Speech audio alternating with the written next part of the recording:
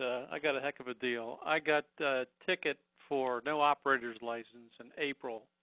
When he handed me, when he came to the window, he asked for my driver's license. I gave him an affidavit of a right to travel, and I had my name at the top of it. And he went back.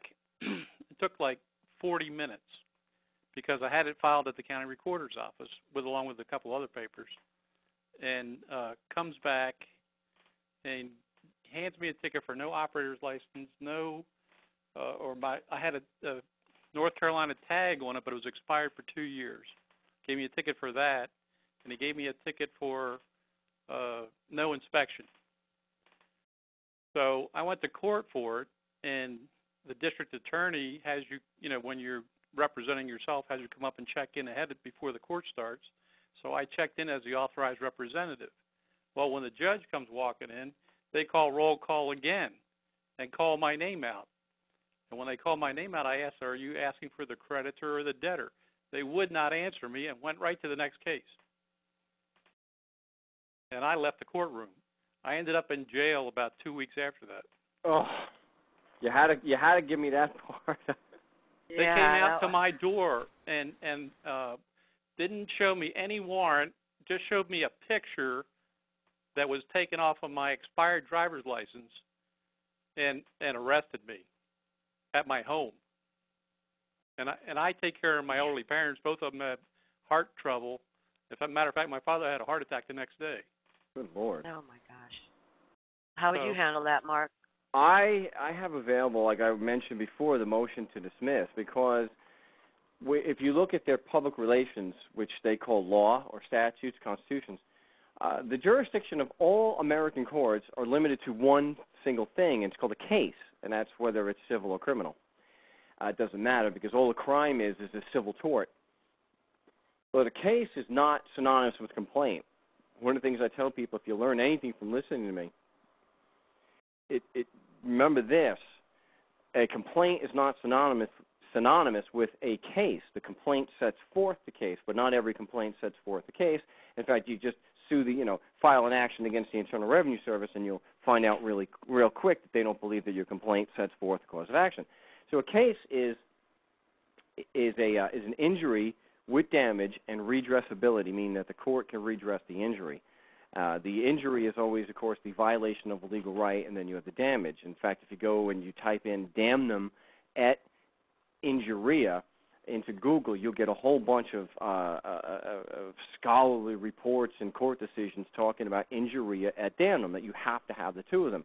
So if their charge against you, their accusation is that you don't have a driver's license, well, you have to examine the ticket and see if anywhere on the ticket did they accuse you of violating someone's legal rights and causing damage.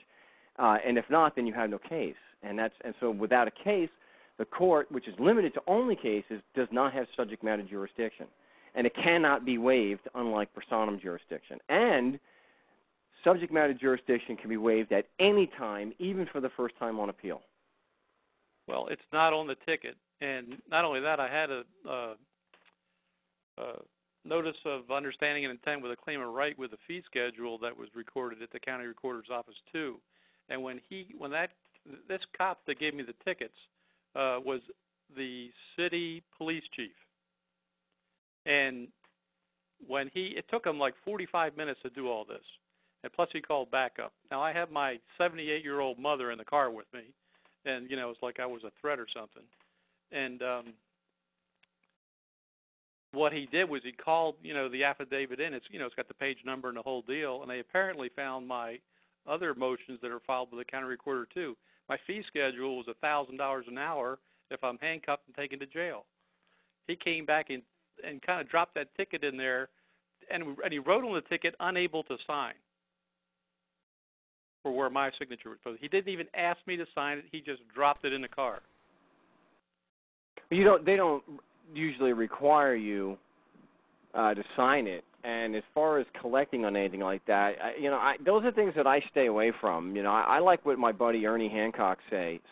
There are two types of people in the world: those who want to be left alone and those who will not leave them alone. And a lot of stuff that you were talking about, I don't think goes towards wanting to be left alone. And at the very least, it's not very effective in court, as you found out.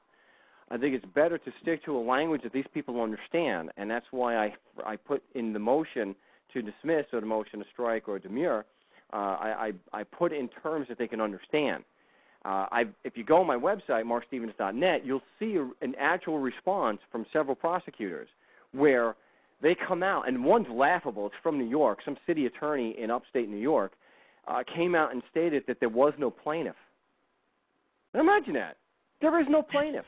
Well, it really isn't, because the state is a fiction, so it's a fictitious plaintiff. Right. And it says in Black's Law 4th edition that the fictitious plaintiff is a fraud upon the court.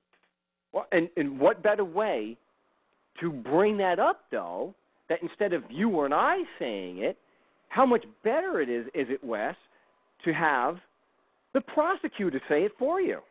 To me, it's a lot more effective when the prosecutor says it. We had a judge in Austin, Texas, in front of probably 50 people say the same thing, that there was no plaintiff. Oh, okay. Well, since there's no adversary and this isn't supposed to be an adversary proceeding, I'll take, I like a dismissal and walk out of here right now. The thing is, the point being that it's a lot more effective for them to say it than for you to say it. Mm-hmm. They don't care what you have to say, and I don't mean that in a bad way. No, because they don't. I know, I understand that. They don't care what I have to say. So that's why, through trial and error and adapting to what they're doing and understanding how they're going to respond, that's why I use the motion that I use, and I use the particular language that I use. I'm not saying it's magic, but you have to be speaking their language. You have to meet them at their map of the world. There has to be some overlap. And when you come out with other things like you had mentioned, it just, to them, it either inflames them or they just don't care. But here, and this is why, go and look at these responses from these county attorneys or these city attorneys. You see they're actually reading it instead and trying to and I honestly think, though, guys, that they're doing their best to respond to it. Yes, it's laughable, but they're at least trying. They're not just coming out and always saying, oh, frivolous, frivolous, frivolous. Yeah, you get that with the IRS attorneys, but not so much with local city attorneys.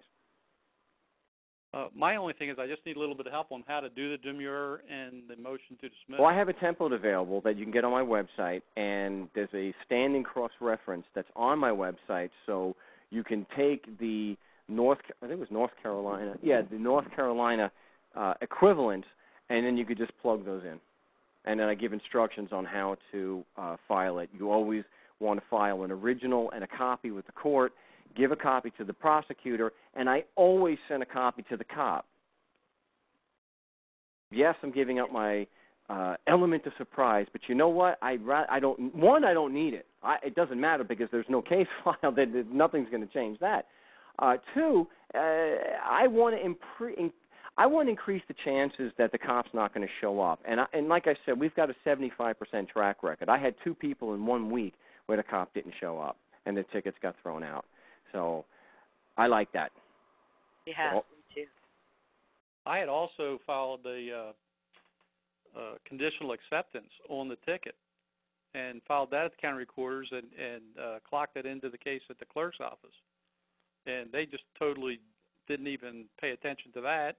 And also, I did a affidavit of specific negative averment, sent it to the district attorney, return receipt requested, and they ignored that. I gave them 10 days to answer it, didn't even pay any attention to it.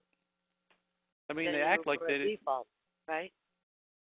What was that, Angela? Don't you notice them for default at that point? I didn't do the default. I didn't notice for the default.